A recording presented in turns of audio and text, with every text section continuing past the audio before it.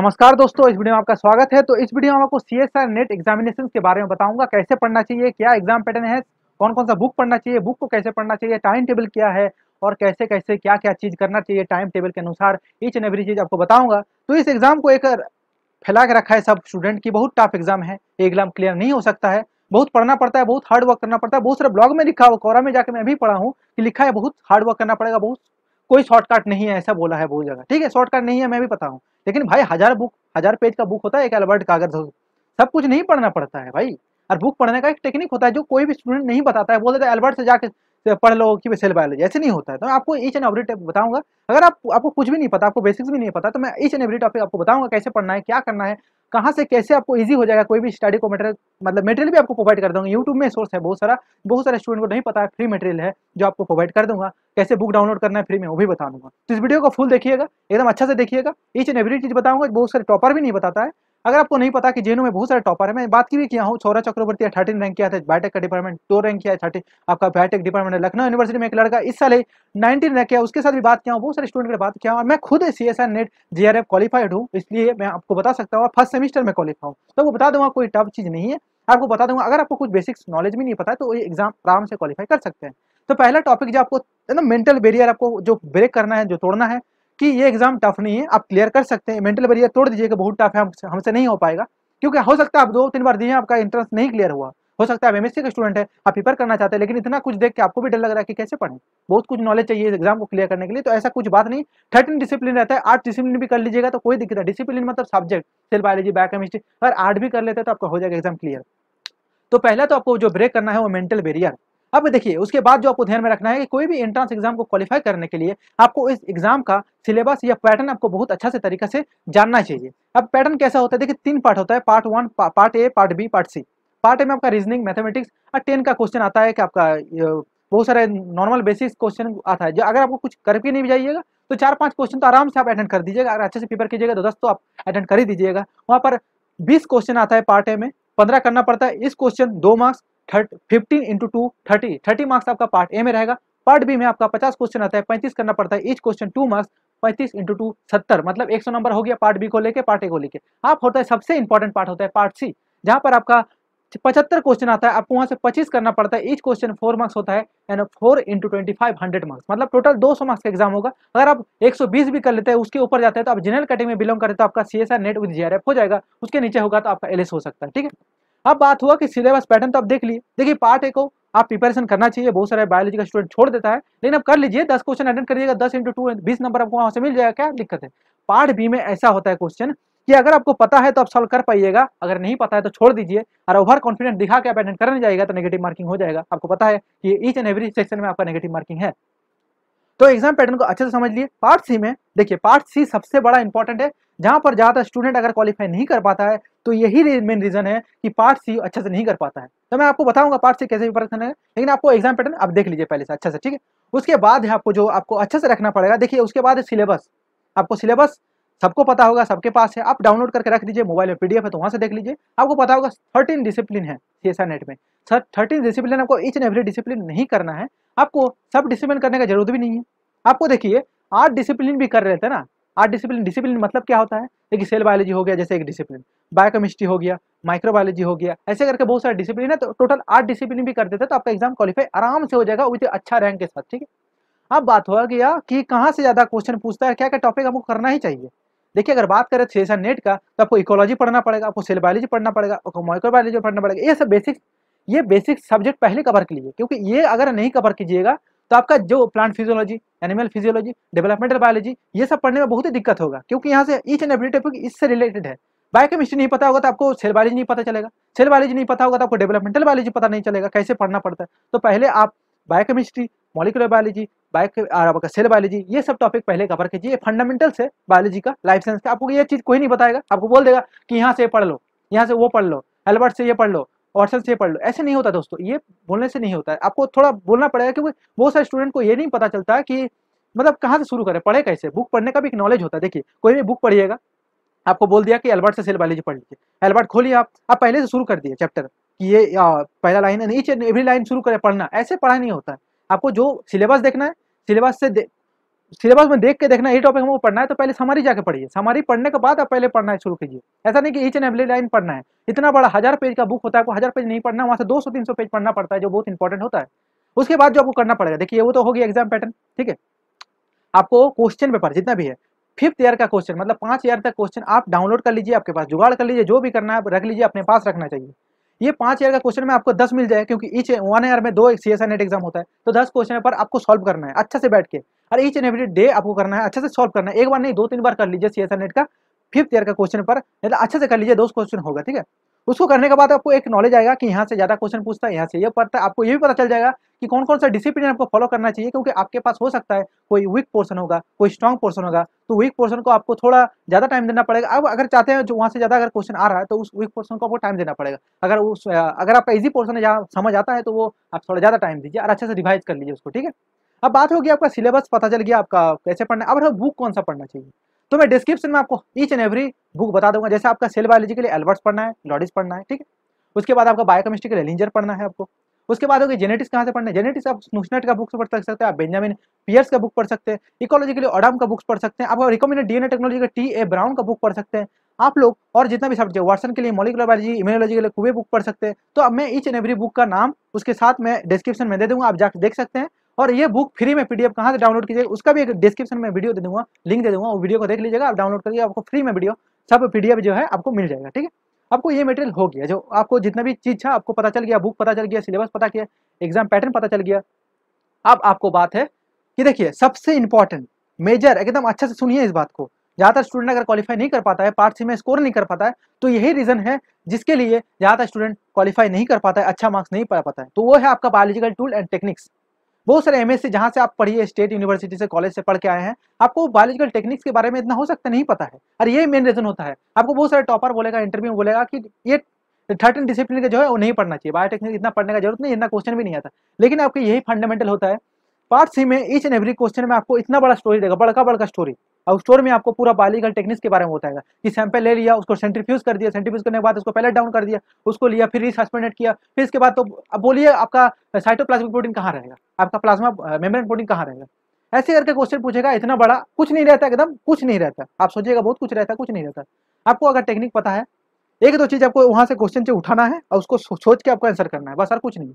तो आप मेरे अनुसार, मैं जितना ऑब्जर्व किया, जितना स्टूडेंट के साथ बात किया हूँ, आपको बायोलॉजिकल टूल्स एंड टेक्निक्स के बारे में अच्छा खासा नॉलेज होना चाहिए। अच्छा खासा मतलब अच्छा खासा, ये पहले कंप्लीट कीजिए। Biochemistry, cell biology, molecular biology खत्म करने के बाद आप टूल टेक्निक्स पढ़ लीजिए। देखिए टूल टेक्निक्स में क्या पढ़ना है, क्रोमेटोग्राफी हो गया, इलेक्ट्रोफोरेसिस हो गया, माइक्रोस्कोपी हो गया, plotting technique, PCR, RTPCR, RFLP, DNA sequencing, blotting हो गया आपका, फिर जितना भी आपका इम्यूनो, आपका एलाइजा हो गया, फिर radio immuno SI, immuno precipitation, जितना भी फ्रैप हो गया, जितना भी बायोलॉजिकल टेक्निक आपको पता होना चाहिए, क्योंकि ये बेसिक्स होता है। आपको रिसर्च करना है तो ये तो आपको जानना ही पड़ेगा। ये अगर नहीं पढ़िएगा तो आपका पार्ट सी इतना स्ट्रॉन्ग नहीं हो पाएगा। देखिए मैं क्वालिफाई कर पाऊँ किसको, मैं टूल टेक्निक्स थोड़ा अच्छा पता होता है हमको पता है कि अगर ये सैंपल ऐसे निकालना है तो सेंट्रीफ्यूज ऐसे करना है, इसे डीएनए को एक्सट्रैक्ट करना है तो ऐसे करना है। टूल टेक्निक्स देखिए फंडामेंटल से बहुत सारे टॉपर का वीडियो देखा हूँ, बहुत सारा ब्लॉग पढ़ लिया हूँ, मैं बहुत सारा चीज़ को ऑब्जर्व किया हूँ, बहुत सारे स्टूडेंट के साथ बात किया हूँ, मैं तो ये समझ नहीं आता कि टूल टेक्निक्स बहुत इंपॉर्टेंट है, आप लोग क्यों नहीं बोलते।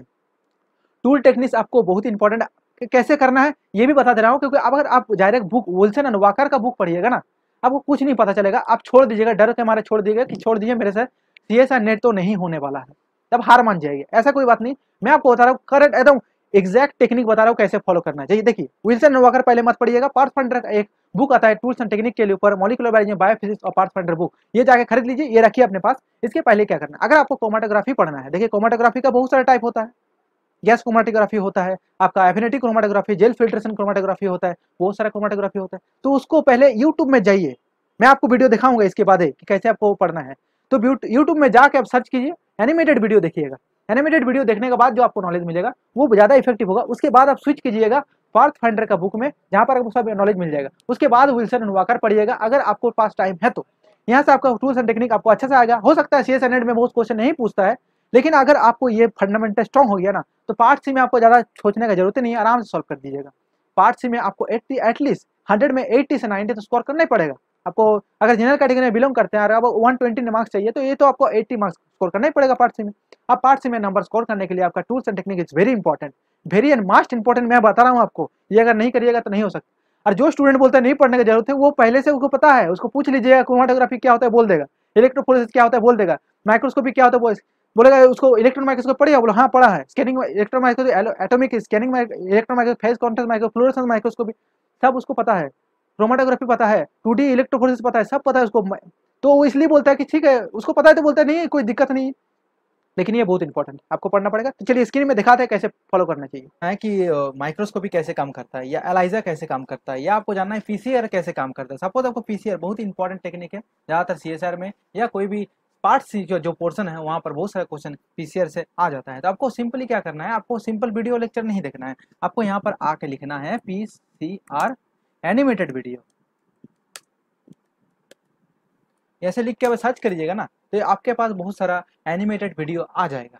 तो ये आपको दिखा रहा हूँ इसलिए क्योंकि ये ज़्यादा इजी होता है कॉन्सेप्ट को ग्रैप करने के लिए। Visual presentation is more powerful than just writing and reading anything else. Okay, तो आपको यहाँ पर विजुअल प्रेजेंटेशन का बहुत जरूरी है। जैसे आपको यहाँ पर दिख रहा है, जैसे यहाँ पर बहुत सारे एनिमेटेड वीडियो दिख रहा है, कोई भी आके एक देख सकते हैं आप। जैसे यहाँ पर पीसीआर पॉलीमरेज चेन रिएक्शन का एक एनिमेटेड वीडियो आपको दिख रहा है, ठीक है।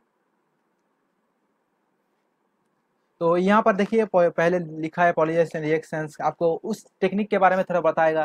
फिर उसके कहाँ कहाँ यूटिलाइज होता है यहाँ पर बताएगा आपको, यूटिलाइज कहाँ कहाँ होता है, क्योंकि कोई भी टेक्निक करने के बाद यूटिलाइजेशन वेरी इंपॉर्टेंट, टेक्निक इसलिए बना हुआ है। तो यहाँ पर आपको एकदम विजुअल प्रेजेंटेशन का क्या क्या लगेगा नहीं, ये बहुत ही इफेक्टिव होता है दोस्तों। आपको अगर नहीं पता, हम लोग का मेमोरी ऐसे काम करता है कि विजुअल प्रेजेंटेशन को ज्यादा ग्रैप करता है, ज्यादा देर तक याद रखता है, इसलिए ये प्रेजेंटेशन आपको पहले करना पड़ेगा। प्रेजेंटेशन आप देख लीजिए, पहले देखने के बाद आपको सीधा शिफ्ट करना है, आपका पार्ट फाइंडर का जो टेक्निक का बुक है वहां पर जाके आपको शिफ्ट करना है। उसके बाद आपको शिफ्ट करना है कोई भी बुक अगर आप पढ़ना चाहते हैं तो biological technique is very important. ज्यादातर स्टूडेंट इसको मेंशन नहीं करता, बोलता है कि पढ़ने का जरूरत नहीं, लेकिन ऐसा बात नहीं, ये बहुत ही इंपॉर्टेंट है। वो लोग ऐसे इसलिए बोलता है क्योंकि वो लोग को आगे से पता होता है टेक्निक के बारे में। तो ये विजुअल प्रेजेंटेशन आपको बहुत ही हेल्प करेगा, तो ये देख लीजिए। अब चलिए आपको और बहुत सारी चीज बता रहा हूँ और क्या क्या इंपॉर्टेंट है। तो स्क्रीन में आप देख लिए होंगे कि कैसे आपको ये करना है, मतलब कैसे आपको वीडियो देखना है। ये देखने के बाद पार्थमेंट का बुक पढ़ सकते हैं, फिर विल्सन एंड वोकर। तो टेक्निक आपको अगर पता चल गया, इसके बाद देखिए टेक्निक पता चल गया, अब आप पढ़ना शुरू किया अच्छा से, क्योंकि पार्ट से आपका स्ट्रॉन्ग हो गया, ठीक है। आपको टाइम टेबल कैसे फॉलो करना चाहिए, बहुत से स्टूडेंट बोलते हैं टाइम टेबल दे दीजिए। देखिए ऐसे स्ट्रिक्ट टाइम टेबल में मत फॉलो कीजिए, नहीं कर पाइएगा। बहुत काम रहता है आपका, सिर्फ पढ़ाई नहीं है जिंदगी में, ठीक है। तो आपको इतना स्ट्रिक्टली आप नहीं जा पाइएगा। उस टाइम टेबल को बना के अगर फॉलो नहीं कर पाइएगा तो और फ्रस्ट्रेशन आएगा। तो टाइम टेबल तो फॉलो करना, ऐसे कर लीजिएगा कि मैं इसको ये टॉपिक इतना दिन के अंदर खत्म करना है, ये टॉपिक को इतना दिन के अंदर ये खत्म करना है, ऐसे रख सकते हैं, ये सही है। लेकिन भाई 10 बजे से 11 बजे तक ये करना है, 12 बजे से 13 बजे तक ये करना है, ऐसे नहीं होता भाई, ऐसे नहीं कर पाओगे। तो देखिए मैं हूँ रात का टाइम, मैं रात पे पढ़ता हूँ, कोई अगर सुबह में पढ़ना चाहता है सुबह में पढ़िए। जिसका जिस टाइम में एक्टिव रहता है अपना ब्रेन, उस टाइम में पढ़िए। अगर आपका ब्रेन इतना एक्टिव नहीं जिस टाइम में, तो उस टाइम में आप रिवाइज कीजिए, रिवीजन दीजिए, ज़्यादा से ज़्यादा रिवीजन दीजिए, अच्छा होगा आपके लिए, बहुत ही हेल्पफुल होगा, ठीक है।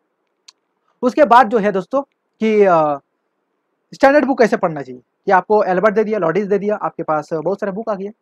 हाँ, अगर आप सोच रहे हैं कि मतलब आप पढ़े कैसे, मतलब बुक को खोले, आप पहले से शुरू कर दिए पढ़ने, ऐसा मत कीजिएगा। पहले सिलेबस को देख लीजिए कौन सा इंपॉर्टेंट पोर्सन है, आपको क्वेश्चन पेपर भी सॉल्व करके रखे हैं तो आपको पता होगा कहाँ से क्वेश्चन पूछता है कहाँ से नहीं पूछता, वही टॉपिक को पढ़ना है आगे, ठीक है। तो फंडामेंटल बेसिक्स तो आपको क्लियर होना चाहिए कि मॉलिक्यूल्स क्या होता है, अमीनो एसिड क्या होता है, कार्बोहाइड्रेट क्या होता है, आपका लिपिड मॉलिक्यूल क्या होता है, कितना टाइप्स का होता है, प्लाज्मा मेम्ब्रेन कैसे बना होता है, सेल में वेसिकुलर ट्रैफिकिंग प्रोटीन कैसे ट्रांसपोर्ट करता है, ये सब जानना ही पड़ेगा। ये अगर नहीं जानेगा तो रिसर्च कैसे करिएगा, क्योंकि रिसर्च करने का टाइम भी आपको सोचना पड़ेगा कि कौन सा मॉडल ऑर्गेनिज्म उसका बिहेवियर कैसा होता है, उसका क्या मॉलिक्यूल्स काम करता है। तो देखिए आपको पहले ही बताया, molecular biology, cell biology, biochemistry, ये अच्छे से पढ़ना पड़ेगा। उसके बाद आप शिफ्ट कीजिए plant physiology, animal physiology, developmental biology, आपका रिकॉम्बिनेंट डीएनए टेक्नोलॉजी, जहाँ शिफ्ट करना है माइक्रोबायोलॉजी शिफ्ट कीजिए। अगर ये बेसिक्स पता है तो आप सब कुछ आराम से पढ़ सकते हैं, ठीक है। अब टाइम टेबल आप देख लीजिएगा, आपका जो एक्टिव टाइम है वही पढ़िएगा। अपने आप को इतना रिलैक्स रखिए कि पढ़ पाए, इतना रेस्ट्रिक्टेड मत कर दीजिए अपने आप को कि पढ़ ही नहीं पा रहे। मतलब अगर 10 बजे से 12 बजे तक पढ़ नहीं पाया तो आपको स्ट्रेस आ गया कि भाई मैं तो फॉलो ही नहीं कर पाया अपना शेड्यूल, कैसे सीएसआई नेट क्वालिफाई होगा। उससे कोई रिलेशन ही नहीं है सीएसआई नेट का। आप अगर अच्छे से पढ़ पा रहे, जिस टाइम में पढ़े, जब मन हो रहा है, जितना टाइम दे पा रहे दे दीजिए, कोई दिक्कत नहीं। क्या है कि भाई 5 घंटा ही देना है, टॉपर 10 घंटा दिया, हमको भी देना है। हम अगर 5 घंटा पढ़ के क्वालिफाई कर दे रहे तो कोई दिक्कत ही नहीं है। क्यों पढ़ेंगे 10 घंटा, हम 5 घंटा और कुछ कर लेंगे टाइम, ठीक है। तो ऐसे करके प्रिपरेशन कीजिए। कोई दिक्कत हो, कोई भी प्रॉब्लम है, मेरा नंबर डिस्क्रिप्शन में दे दूंगा, कोई भी दिक्कत हो आप कांटेक्ट कर सकते हैं। मेरा ईमेल रहता है, मेरे इंस्टाग्राम में मैं हूँ, फेसबुक में हूँ, जहाँ से मन वहाँ से कांटेक्ट कर सकते हैं, कोई दिक्कत नहीं, ठीक है।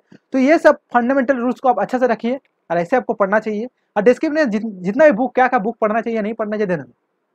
देखिए स्टैंडर्ड बुक पढ़ने के लिए आपको पहले क्या करना पड़ेगा कि जितना भी आपका मतलब कुछ सपोज आप सेल सिग्नलिंग पढ़ रहे हैं, ठीक है, तो ईच एंड एवरी बुक का जितना भी स्टैंडर्ड बुक है, आपका एल्बर्ट्स हो गया, लॉडिस हो, उसके पीछे आपका समरी जरूर रहेगा। तो पहले समरी को पढ़ लीजिए, समरी को पढ़ने के बाद आपको एक बेसिक आ जाएगा कि भाई ऐसे होता है, ऐसे होता है। फिर उसके बाद पहले जाके पढ़िए ईच एंड टॉपिक, और उसके पढ़ने के बाद रिवाइज जरूर कीजिएगा दोस्तों, रिवाइज नहीं कीजिए सब भूल जाइएगा, एकदम सिंपल सी बात है। अब बहुत ईजी प्रोसेस है, नहीं पढ़ के छोड़ दीजिए, एक हफ्ता सब भूल जाइएगा, ठीक है। तो अच्छे से पढ़िए उसको, मतलब पहले समरी को पढ़िए, फिर जाके ईच एंड एवरी चीज को पढ़िए, और मेन इंपॉर्टेंट चीज को अगर आपके पास जेरॉक्स बुक है तो हाईलाइट कर दीजिए, अगर नहीं है तो आप नोट बना लीजिए, उसको रख लीजिए एक जगह में, तो वो बहुत इंपॉर्टेंट है। और एक सबसे बहुत ही जरूरी चीज, 10 ईयर क्वेश्चन पेपर को सॉल्व जरूर कीजिएगा, मतलब 5 ईयर का, 5 ईयर में, क्योंकि एक 1 ईयर में 2 होता है सीएसएन नेट, तो 10 क्वेश्चन पेपर हो गया, उसको अच्छा से सॉल्व कीजिए ईच एंड एवरी। आपको वहाँ से बहुत सारा नॉलेज मिलेगा कि क्वेश्चन एक्चुअली पूछता कैसे, कहाँ से पूछता है, चैप्टर के अंदर कहाँ से पूछता है। अगर बायोकेमिस्ट्री से पूछ रहा है तो एमआईएसटी से पूछ रहा है, कहाँ से पूछ रहा है, रामाचंद्रन प्लॉट से पूछ रहा है, तो इस टाइप का जो थिंकिंग है ना वो आ जाएगा आपका सॉल्व करने के बाद क्वेश्चन पेपर। तो ऐसे आपको बुक पढ़ना चाहिए, बुक का डिस्क्रिप्शन में लिंक दे दूंगा, कैसे डाउनलोड करें वो भी दे दूंगा। और जितना भी मैं बात बता रहा हूँ अच्छे से ध्यान से सुन के रखिएगा, मैं ऐसे नहीं बोल दिया, बहुत सारे स्टूडेंट के साथ बात करता हूँ, ऑलरेडी करता हूँ, और मैं इसलिए आपको वीडियो बना दी है कि आपको ईजी हो पाए। बहुत सारे यूट्यूब चैनल है बोलते रहता है, लेकिन ये छोटा छोटा चीज़ में नहीं बताता है और स्टूडेंट फ्रस्ट्रेशन हो जाता है। तो कोई फ्रस्ट्रेशन होने का दिक्कत नहीं है, मेरा व्हाट्सअप में नंबर है, तो आप जाके कॉन्टैक्ट कर सकते हैं, मैं हर टाइम आपको रिप्लाई जरूर दूंगा। आप एग्जाम क्वालिफाई कर जाइए, मैं ही ये चाहता हूँ। मेरा इसलिए बहुत ही अच्छा लगेगा कि अगर मैं कुछ बोल रहा हूँ और वो सुन के अगर पढ़ाई किया और आपका एग्जाम अगर क्लियर हो गया, तो उससे ज़्यादा खुशी तो मैं होगा नहीं, तो अच्छा बात है। और कोई दिक्कत हो और वीडियो चाहते हैं इस रिलेटेड, क्या क्या टॉपिक, मतलब टॉपिक के अंदर में क्या पढ़ना है, बायोकेमिस्ट्री में क्या पढ़ना है, एल्बर्ट्स में क्या क्या पढ़ना है, तो डिस्क्रिप्शन में कमेंट कीजिए, मतलब कमेंट बॉक्स में कमेंट कीजिए, मैं बताऊंगा जरूर, और वीडियो बनाऊंगा और कोशिश करूंगा। जैसे एक स्टूडेंट ने बोला तो मैं बना दिया वीडियो, कि बोला कि बना दो वीडियो, तो मैं बना दिया, तो ऐसे फिर बना दूंगा। आप रिक्वेस्ट जरूर कीजिएगा, और कोई प्रॉब्लम हो, कोई दिक्कत हो, कुछ इस रिलेटेड कुछ भी जानना हो, तो मेरा इस चैनल के साथ जुड़े रहिए, चैनल को सब्सक्राइब कीजिए और लाइक कर दीजिए, दोस्तों से शेयर कीजिए, रिकमेंड कीजिए दोस्तों कि ऐसे चैनल होता है जहाँ पर एकदम फेस टू फेस आपको डाउट क्लियर कर देता है, ठीक है। तो जाके कॉन्टैक्ट कीजिए, डिस्क्रिप्शन में लिंक दे दूंगा, और जितना भी बुक है डाउनलोड कर लीजिएगा, मैं डिस्क्रिप्शन में लिंक दूंगा। तो धन्यवाद दोस्तों वीडियो देखने के लिए, इस चैनल के साथ जुड़े रहिए, चैनल को सब्सक्राइब जरूर कर दीजिएगा, और नोटिफिकेशन बेल को जरूर प्रेस कीजिएगा, क्योंकि अगर नहीं कीजिएगा तो आपके पास कोई भी अपडेट वीडियो, लेटेस्ट वीडियो नहीं जाएगा दोस्तों, तो मिस जरूर एकदम मत कीजिएगा।